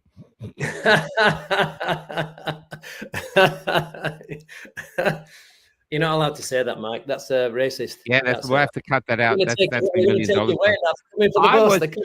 But I was told that. I was a young waiter because I was in my 20s, waiting. I was pretty, so I got jobs as a waiter. I could hold plates and I could crack jokes. And you crack jokes was the reason you got the job. You made the audience, you made the people laugh. That's great. What a great reason for that. So that was one of the reasons they kept me. So, and I was sitting there, and there was this little guy, he was a hairdresser during the day, little Italian guy, and he would tell joke after joke after joke. And he'd have all these young people in stitches. He'd have this little staff room was just alive with laughter because this old Italian guy. And that's one of the jokes I remember. That's probably 40 years old now. Yeah. But it's this. I remember my son, last time he was talking to me, he was in the car and I was telling him jokes. And he was trying not to laugh. You know what I mean? Because you're not supposed to this. But so I just kept going on. And I'm thinking, it's the way to fight back. You think, how do you fight back? Go back in your memory, get online, find jokes, start telling jokes because they don't want you to tell jokes because it offends someone. Who gives an F if you're offended? And just because you're offended doesn't mean you're right. That's what Ricky Gervais says. Exactly. And he's correct. Look, and what else are they going to get us offenders for? They're going to get offended because, you feel it's this is what we have to do. Sorry, George, you want to say? No, it's like you just made me think of something when you started talking about jokes and making us laugh. But that's part of what we've always done as Australian. You'll take the piss out of someone, and they'll think it's funny, and they'll take the piss out of you, and that's part of our identity, or it was, right? And it made me think of. I play pickleball with a group of guys that we're all kind of the same vintage. And sometimes we go on about old UK comedy shows, and there were some great ones. And one we were talking about the other day was Love Thy Neighbor. I don't know if you've ever seen that. White guy and a black guy with the two main combatants in that. And some of the stuff that went back and forth, you would never get away with any of that now. And you remember Alf Garnett as well? You silly moo and all that. Unbelievable. That stuff, you'd never get away with any of it. But it was really, really funny because you had a sense of humor. You can't have one. It costs more. I have a perfect example of how mad we are. So I met some Iraqi refugees, and they wanted to do a play about an honor killing, but they just couldn't. They weren't playwrights. And I said, look, I'll write it for you. So I met them, had a chat to them, got into their culture. And it was true. They loved dancing. They come around. There'd be loads of people in the house. There was always people in the house. This was in Melbourne and Roxby Down. And you felt you were in a different culture. And anyway, we wrote the play for them. And they said, "Oh, you want to watch our favorite show?" And I said, "Yeah, sure." And they go, "You're going to love it. It's so funny." And they all got down to watch Mind Your Language. Now, Mind Your Language was the white teacher, if you remember, with a class full of Indians who were all trying to learn English. They were always taking the piss out of all the different accents, and they were just taking the piss out of each other. That's what the show was. You know what I mean? And you can't play it now because it'll be offensive to people from other races. Of course, but the people that were not allowed to see it because we're protecting these minor races or these other races from being offended. But the other races are watching it because it's their favorite show. They're loving it. Whoa, what is wrong with that? That's great, isn't it? Wow. That sums it up beautifully. Oh my God. Only a few years ago. That was only a few years ago before COVID. I remember thinking this, I Love Thy Neighbor. And another thing they told me, which I really loved about the Arab people, I know that'll get me in trouble, but I had a play where the 3 white Australians come together to choose a nursing home for their Alzheimer's mother who doesn't remember who they are. Anyway, the son suggests that they maybe take her life tonight together because, the play has 2 endings and the audience decides. And 58% of the time, the audience kill the mother. And it's It's a slight comedy drama, this and this, but it really F's with people's heads. Anyway, so, and we never knew how the play was going to end. That was the credit. It was called The Magnolia Tree. So it was the really got me known in the theatre world. And in Australia, the theatre world, no one knows what it is because hardly anyone goes to theatre. But in this tiny little pond, that made a big splash. Wow, Now, okay. but this was my Arabic friend who I wrote the play for. She came along and she didn't like the play. I said, "What didn't you like about it?" She said, "I was in a refugee camp on the edge of a desert. And I used to watch these Arabic people from Syria or other countries crossing this desert that could kill them. And, you know, they'd come across, they'd walk, or they'd be on wheelbarrows, or they'd be pushing any way they could get there, they could get across with what they owned. And one thing that they were all carting, which was a burden for them to carry because it slowed them down and put them in further risk of dying, but they didn't care because they still brought it across because it was so valuable to them, was their mothers. Oh, right. Yeah. And here we were in this Western society. We had all this money and we're having a play where 58% of the people are talking about voting to kill the mother. Wow. Wow. Isn't that interesting? Yeah. Oh. Is that play still going? You still doing the play?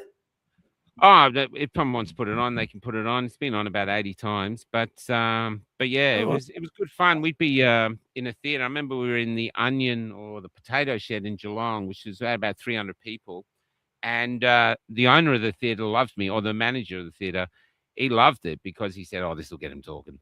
And when it came to the voting, and even the actors on stage didn't know what the ending was going to be. That's good that they know what's going to happen. They'd stay in character, and one would leave to kill mum, and she'd go out the back of the stage, and I'd come on and do the voting, and then I'd go around the back of the stage, and I'd tell her whether it was life or death. Anyway, when I was doing the voting there, who do you think, we should let her go? That these people put their hand up to vote for death, and these anti-euthanasia people, I remember that the three of them stood up and said, "Put your hand down!" And the owner of the play later said, when that happened, he thought, "This is a great play. This is a great play." So you can see it again and again and be different. You know what I mean? Yeah, The thing was, that's not the importance. The importance thing was the values of these people. Yep. And this is why I'm not against multiculturalism at all. I think other cultures, like I'm watching the Indians now, they're buying up everything, and maybe they're getting money. I'm not sure where they're getting money from. We're trying to find out. But we've become individualists, George, because of 40 years of abundance. These Indians have come from a country where you can't be an individualist, I think. If you want to make money, if you want your family to survive, you work together as this little community amongst other communities. And that's how they keep their culture and their identity. And they're doing it here. They get in a restaurant, they all work together, they get it profitable, they move to the next one. I think they're there to teach us, if you want to prosper in what's coming, because it's going to get very tough financially, especially with the petrol, then you got to do it together. Community is the only way. Whether you're in a church community, whether you're in a cafe lockdown community, we work together because unless you're rich, it's going to be very hard to survive going forward totally on your own. Well, that's what one of the things that was done to people, wasn't it, in the last 6 years? It was to destroy communities, to actually separate people. I mean, I was telling someone the other day, just the stupid, the 6 foot rule. You had to stay 1.5 meters away from people, which was a number pulled. It wasn't actually pulled out of thin air. You know why they picked that number, right? Yeah. Because I used to think, what a strange number, 1.5 meters, why not 2 or whatever? But the reason was, apparently, in America, the classrooms are certain sizes that you cannot separate. You can't get 1.5 meters between the students, so you have to close the school. That's why they actually chose that number, because it didn't work for this. And that's so it gave them an excuse to close the school. Otherwise, you could have made it smaller and they would have fit to get, you know what I mean? Because Fauci said he made that up, and no one seems to be too worried about it, as you do. But so community, absolutely. Look, and which is why the things that we do, Forest of the Fallen, getting people coming and asking questions and being part of it, and just spreading the word, letting people have a joke, have a laugh, and again, even have a dance, Mike. That would be a good thing. And they took all that away, as we know. It would be great because the Arabic man, when I was there, what amazed me is we had to do something, a short video where the people, and I got to some of the woman I was writing it for. She was a big dancer. She got up doing this dance. It was amazing. You know what I mean? The move, it was just, you could just see it was in the DNA. But then the men were going, well, I can't stand here. And then the men were getting up and dancing. And I thought, this is so different from our culture. But man, I wish it was a part of our culture that we just get up and dance, you know, and they just do it. And they don't care. They dance with men. It's not gay. Exactly. It's just dancing. It's a celebration of life. Yeah, so I think there's things we can learn. The last thing to get onto now is, also, George Kesic, your website, can they go there to do the pickleball as well? Everything. It's on my flow self-defense is that as well. But it's interesting, the flow, I'm actually repositioning that now. Not just because of how the world is, but something came to me the other day. A friend of mine, have we got time for this? For me to tell you this or not? Yeah, go. Okay. I'm just watching the comments. Some of your viewers might know I teach a self-defense called Flow, which is based on Sistema, which is a Russian martial art. And it's very different from everything else. And a friend of mine was saying the other day, we had a class, and he's a good mate of mine as well as a student. And he says to me, I've been watching and reading up on this thing called Moves Method. And the premise of this thing is that most long-term injuries or lack of flexibility, lack of mobility, it's not just your body getting older or whatever. It's actually your nervous system protecting you, right? So, you know, when you can't do a certain move your arm in a certain way, it's because it's protecting, saying you're not going to move here because I don't think you can do it, so I'm going to protect you, right? And I thought, I watched it and I listened to it. I thought, that's fascinating. That sounds really, really familiar. So the way to fix it is you retrain your nervous system, right? So if you just do normal stretching, after you finish, your body just goes back to where it was. Even if you do yoga for years, when you stop doing it, your body just goes back to that instead of being that, right? So, and that's to do with your nervous system. Another way of looking at that is your ego, because it's there to protect you, right? Saying, I don't trust you to be able to do this move. It's like jumping on a wall. You won't do it because your brain says, nah, you're too old. You can't jump up. You can't do that. So you've got to retrain it. So you do that particular move until your nervous system trusts you. And he says, yeah, you can do that. And that's how you stop a lot of injuries going forwards, right?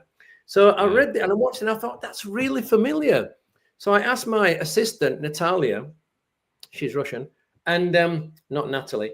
I said to her, just check this for me. Have a look at it. This is the premise. Am I correct? And it sounds very, very similar to Sistema, which is what I teach. And that's why it was familiar. Anyway, she came back and said, yes, your premise is correct. This is what it is. And yes, it's very similar to parts of Sistema. Basically, retraining your nervous system. So, then I said to my assistant, would it be beneficial to me to change the way I talk about flow, how I brand it, how I position it? And my assistant says, absolutely, because nobody actually really wants self-defense skills, right? And it says it.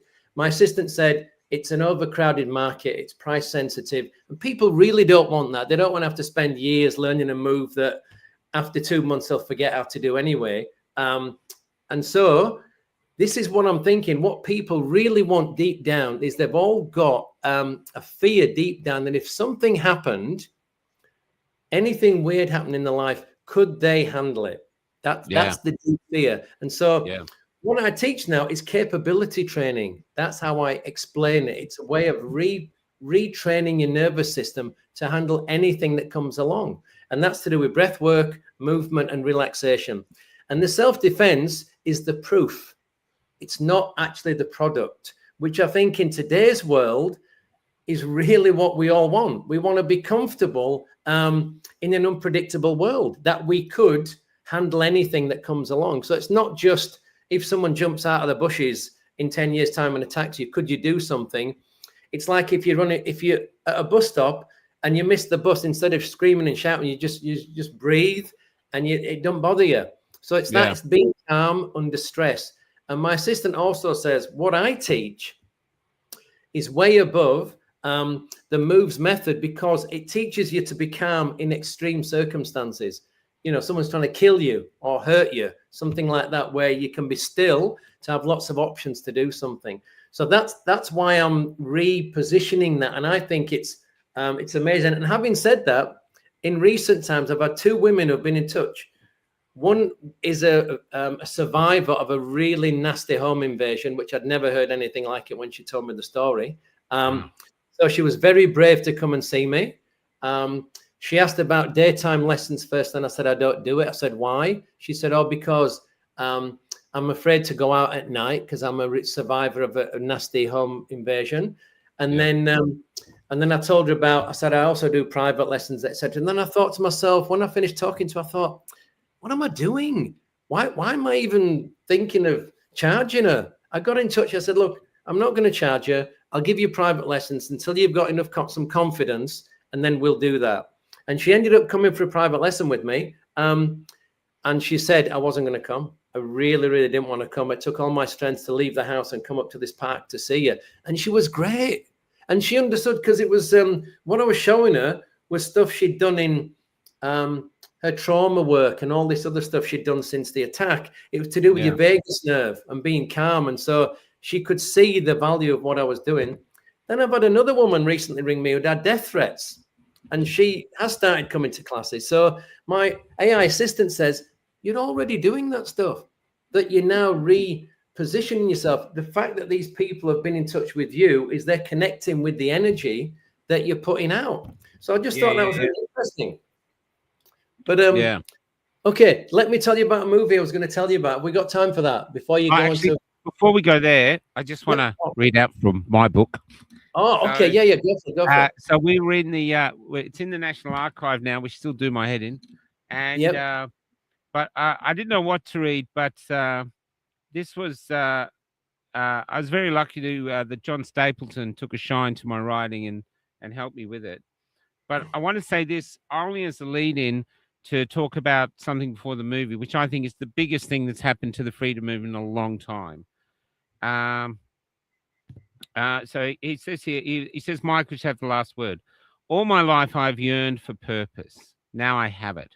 I believe our world is heading somewhere not conducive to the human soul, but I can't change this alone. But can I change this alone?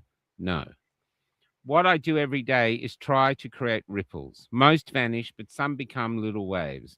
And what I know is that the monoliths we call the 12 apostles, those towering limestone pillars, stark and sculptural, rising like jagged ghosts from the churning Southern Ocean, etched by relentless salt and wind, are being eroded.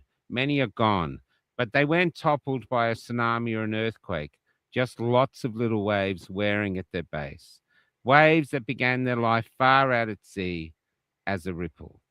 I am through a choice I make every day, just a small part of this rising tide calling for change. Waves that will continue to strive for freedom long after I'm gone. So I realize what I am. You know what I mean? I'm not the end to this. I'm not the Superman of all this. I'm just deciding to try myself to make change. And we have had very few victories really in the last 6 years. But what we have now is we've just had a great victory. And people disagree with me about this, and I just wanted to hear your thoughts. But it's Carl Stefanovic. Yep. Now, to get Carl on the screen, he's a prince of the other side. He pushed the jab to get him to say, I'm sorry, I should have studied the science. Not only will that reach loads of people who have been too silent to speak, he gives them permission to speak or permission to accept the fact that, it was wrong. But it's something that we won't see. And it made me realize what we've done, because people are saying, we should have stormed Parliament. We should have done this. We should have done that. What we have done, which Carl emphasizes, is we have stood our ground. I am not going to see George Kesic on Channel 9 going, look, I'm really sorry. I did that forest thing And I should have taken it. In fact, I'm booked in to take it, and you know what I mean. And I'm sure it'll work because we're not going to see that. We're not going to see Eustahouse do it. We're probably going to hardly see anyone do it. None of the leaders are going to do it. In fact, no one I know is going to do it. After all they've taken from us, after all they've thrown at us, all the words they've used to destroy us, to put us down, we are defiant. We might not be out at the Forest of the Fallen every week. We might be getting on in our lives, but we are not taking their shit in their veins. We do not trust them anymore. We're like the rats of the brook. We have held our ground, and we've held it so strongly that one of their princes of the other side has finally got sick of their bullshit. He can't peddle the lies, and he has gravitated towards us.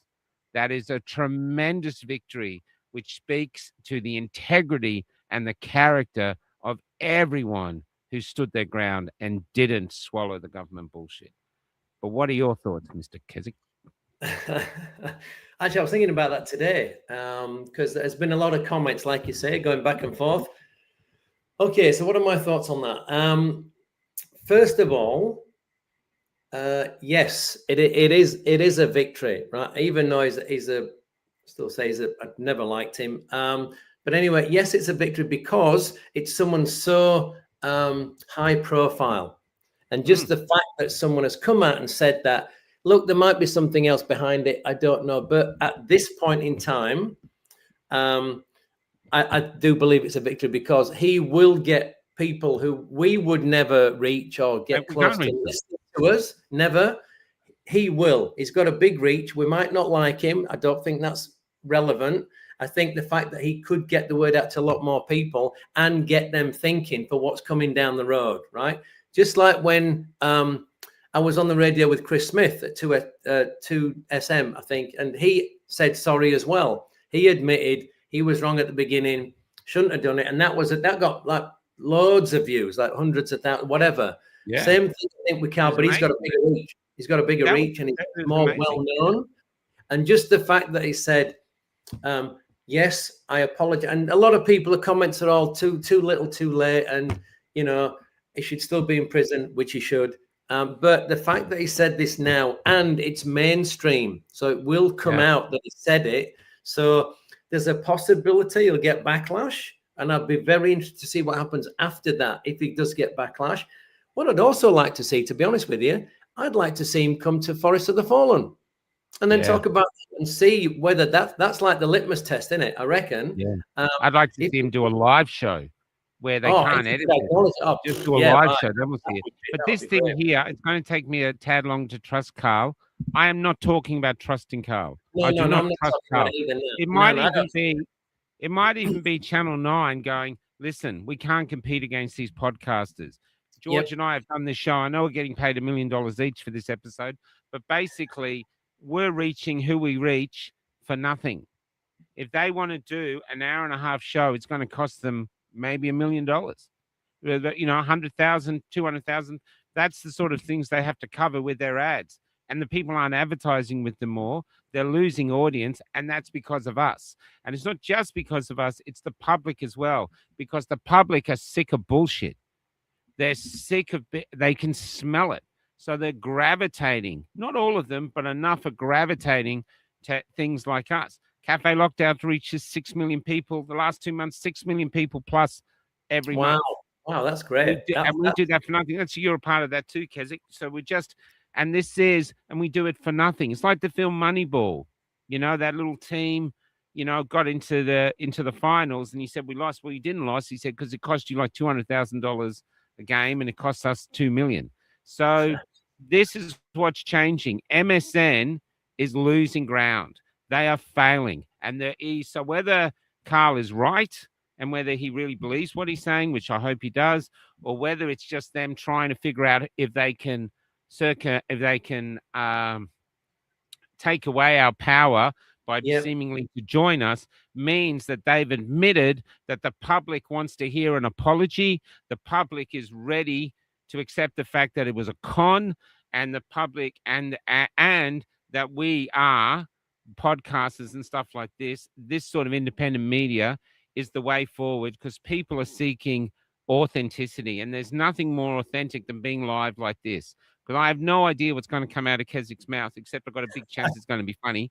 But that's it. We have no script, no things lines. We're just speaking freely and freely without fear in a time where they want us all to be too frightened to speak. And so to see him go live will be the next step. I don't think he'll do it because it's too, he could get in trouble. He could go this, but we don't care. Yeah, it would be too controversial for him, wouldn't it, if he actually did a live from a forest? Now that would really set the cat amongst things. But I agree. I think it's a big step forward. Look, even if there's an agenda, and let's say he's one of, I don't know, 2 or 3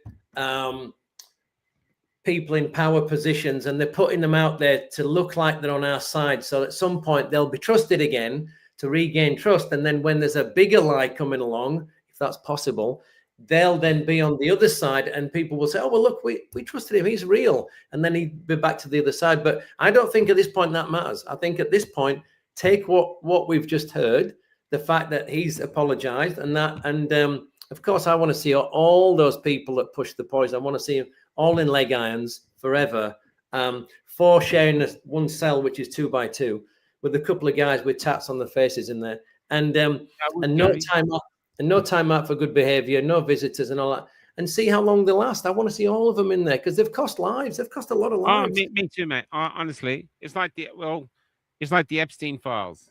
If this stuff is true, I mean, I still can't. It's so horrific. You think I haven't been able to. I haven't looked at it. I've not wanted to. But if it does turn out to be true, if the evidence is absolutely rock solid and is true, I think these people got to be killed, like removing a cancer. It's too vile. But anyway, what we're going to do, let's hear about your film. Okay, it's relevant. It's relevant. It's called Begonia. Now, for people who haven't seen it, spoiler alert coming along. Do you want me to do the spoiler alert or not? Okay. Okay. Can you do without the spoiler alert? Can you get it up to a point and then go, and that makes people want to see it? Could you do that? Like get there. Yeah, I could, but it won't sound as good unless I tell you the story. Because I'm going to tell you straight away. And the reason I saw it was, the only reason I wanted to see it was it's been nominated for some Oscars, right? And my wife went to see it at the open air cinema with a sister and some friends, and she texted me that night and said, "Oh, I went to see this film, and it was pretty horrible, pretty horrible." And it's like, and we're still thinking about what we saw, and it gets you thinking. And then I read up the premise of the movie. I thought, that's interesting. That got her thinking. So the story is 2 conspiracy theorists. You see, you're already interested, aren't you? 2 conspiracy theorists. Anyone we know? Yeah, 2 on the screen. And so it's very fitting. They kidnap, wait for it before you spill your drink, the CEO of a big pharma company. Exactly. Believing she's an alien come down here to destroy the world. Now, how's that for a story, right? How's that for a story? Yeah. I won't give a spoiler. I won't spoil it, but I will say it could easily, while I'm watching it at the beginning, I'm thinking, and the way it was being portrayed, I thought it could easily just be a hatchet job on conspiracy theories, to make this guy out to just be a total head case. They'll just destroy that idea of what comes. But I'll just say, it didn't turn out that way. And it's actually worth seeing. It's actually not a bad movie. It's got a couple of nasty bits in there, but it's actually, as a movie, it's not bad. And so I just, as soon as I read that, I thought, ooh, that sounds interesting. But as I said, you watch it and it really does get you thinking. And it starts with bees. That's why it's called Begonia, because bees in a flower. And it talks about how bees are basically essential to the world and how beehives work, and how sometimes bees, even if they don't get killed, eventually the hive dies because at some point the bees just give up or stop and move off, and they'd kind of all just die off. And that's how that can happen. And that's how the movie starts. So there you go. Do you know, we had Alison Beveridge on Sunday morning. I'm trying to get her to come back on. She's incredible brain. Oh, she's the journalist, the investigative journalist. Yeah. Right. But she said something which made me really think.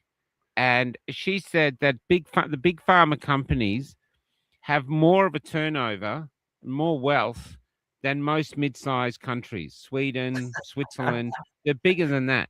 Wow. Yeah, yeah, yeah. And then you realized, so you got all these people invested in keeping this big pharma company growing because they're living off it. They're all living off this. You know, this is their. Right. And Yeah, so, yeah, in order to keep it going, and you see this coming in, they say, you see people who work for big pharma saying, we never investigated healing anything. We just looked for markets where we could sell more drugs, because that's. So then you look at it from a human point of view. They're just trying to keep this business alive. Unfortunately, to keep this business alive, they need a lot of people to be sick. So the bigger they get, the more people they need to be sick. So if you're injured Yes, by a of course. vaccine, Yeah. I hate to say it, but that might not be an accident. It might be them creating business for themselves. Because when I talk to vaccine injured people, most of them have spent over $100,000 on trying to get better. And where's that $100,000 gone to? Big pharma industries. Of Do course. you see what I mean? Yeah, yeah, absolutely. It's just them trying to keep their business alive. And because they're a corporation, the corporation itself legally is a psychopathic organism. All it cares about is making more money. That is the purpose of a corporation. And what it means is the corporation can be housed by beautiful, empathetic people who love humanity, who want to help humanity, but they work for this dragon that just wants to consume and consume and consume to make more profit. And it does that at the price of human misery now. And that's why they had in America, they had the opiate epidemic, which was basically a big pharma company making loads of money. Thalidomide, they didn't cancel it down because they were making shitloads of money. And the profit meant more to the shareholders than the injured children. And here, the profit of big pharma that has made trillions out of your misery, is that it? So to me, this is what we're dealing with. It comes down to to money, greed. Yeah, I know. Is know. it? Greed. I'm not saying that is the case. It's just something to think about, you know. Because they've never solved any illnesses or anything, have they? They've just, in all the years they've been Why would they? Yeah. Where's the money in that, George? Oh shit! I never thought of that. Obviously, I'm not going to make any money. How are you going to be a chess champion if you just let everyone beat you? Huh? Yeah, I know. Wow. Yeah, that's a good point. Of course, they're not in the business of making people well, are they? Otherwise, like I said, there's no return business. There's no. And the business they've got at the moment is a fantastic model with the jabs. You're giving people cancer, then you come up with a cancer cure. One of the funniest things I've ever heard was Bola, you know, the head of Pfizer. He was in an interview the other day, and he said, and I fell off my chair literally. He said, he started with the line, "Well, we saved the world from COVID, and now we're going to save it from cancer." And I thought, what? Have I missed something? I've missed an episode again. I've missed the bit where they saved the world from COVID. But so you poison everybody and you give them all cancer, and then you come up with the drug that's going to help them get over cancer. But then, of course, that gives them something else. And then you got to produce that drug to help them again. They're so caring and sharing out there. I think that's lovely. But unbelievable stuff. I mean, what a great lad. And he did it with a straight face. And it's what I call... Hey? Do you know what I've always said from the beginning? What's scarier? Someone that's doing something evil and know they're doing something evil, or someone who's doing something evil and believes they're doing something great and good? Well, those people are just that. What do you call them? They're just no. That's what they were. Nazis. Nazis thought they were leading us to a promised fatherland. They believed they were doing the right thing. In order to get to the promised land, they just had to kill everybody. It's just what they call the simple idiotism. Those that in the movie where they do all this stuff and they go, yeah, it's great. And then suddenly at the end, after they've relived that, they don't have the useful idiots. That's it. When they're no longer useful, the bad guy comes up and he holds a gun to the head and he says, "I'm going to shoot you." And I said, but what? And the look on the face when they get killed is like, but I did what you told me to do. You know what I mean? So that's how I think of those people. But I think it's the evil. Yeah, look, well, both really. And there was something else I was going to say about it. It just made me think of it. Which is the evil? No, it's gone. It's gone. But that's Look, okay. I need to be very paid much more. like you and I go into the glass repair business, and I go down the street in the middle of the night with a hammer and crack up some business. And you come down, you're a positive guy. Oh, it's terrible. Look at that. You've got the wind blowing right through there. I just happen to be a glass repairer. You know? Yeah, and I'll do it right now for you. I'll look after all the windows and say, yeah. You're so lucky that I was here to help. So lucky that I was here to help. They're calling the cops. But this is where it is. And anyway, look, there's other things to talk about. I'm going to let you go now. Thanks for coming on. I was really looking forward to this. We've had some really heavy shows, and I just wanted to be in an audience with your positivity. So I think you're a great asset to the Do you want to finish with a bit of the epilogue? A little bit of the epilogue at the end? Sure. Okay, and then we're going to finish with a laugh with Trump. That's an uplifting ending, not a happy ending. That's something different. It's an uplifting ending. So if I can find it, which I can. Okay, so here we go. It's only a couple of pages, so hopefully nobody's asleep yet. So, epilogue: don't miss out on your own life. There's a saying that's been rattling around in my head for years. If you don't stand for something, you'll fall for anything. Over the last 5 years, the world has tested that idea like never before. We've seen fear dressed up as virtue, control disguised as compassion, and silence mistaken for safety. We've watched good people lose their way, not because they were bad, but because standing for something suddenly came with a price tag. But here's the truth. The price of silence is always higher, because when you stop standing, you start falling slowly, quietly, without even noticing. And that's how freedom disappears. Not with a bang, but with a polite nod. Freedom to be. If there's one thing I've learned through all the madness, it's this. Regardless of what kind of chaos surrounds you, no matter what governments say, what media scream, or what fear demands, you must hold on to your sanity, your humanity, and your joy. Because life isn't meant to be endured. Life is to be enjoyed. That's the message at the heart of my song, Freedom to Be. Freedom to be, freedom to say, freedom to dance, freedom to play, freedom to come, freedom to go, freedom to choose, and to say no. Those aren't just lyrics.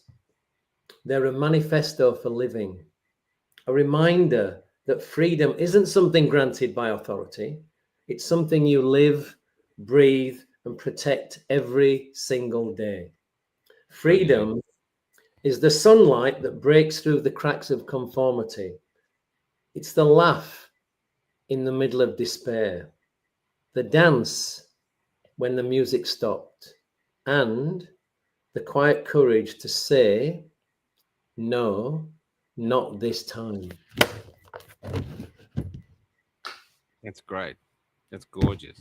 There's this thing there. There's what bloody freedom are you for real, mate? Has been freedom for years. Hey, Paul. There's if you get onto Grok will do your grammar so we can understand what you're saying. So have and it's free, mate. It's free. Anyways, this and look up troll. See if it has a thing on you.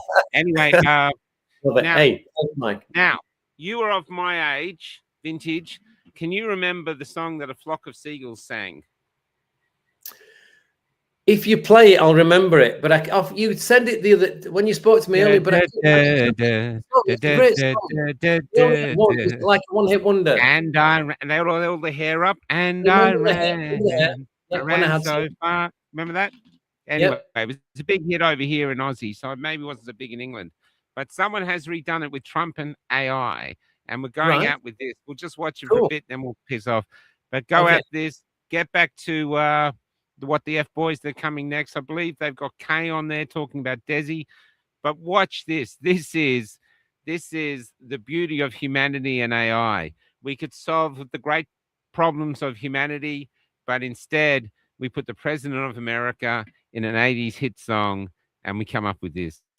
Nice. All right, let's see. This is like a rock war number 2. A rock war number 2. I like to look at those oil supplies. I'd be ashamed if someone invaded you. If someone invaded you. And I ran so far away. Above my ran, above them night and day. But destroy USA. Good night, George. And thanks for coming on, brother. I really appreciate it. Take care. Yes, thank you. Yeah. See everybody. I'll see you tomorrow.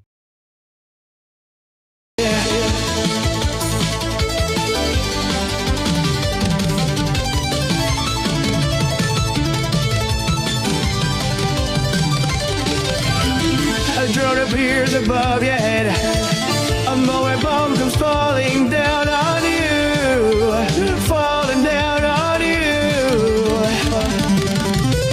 The fleet is moving nearer still. The Strait of Hormuz, it comes in view. The oil must flow through. And I ran so far away. The bomb I bombed them night and day. But destroy USA.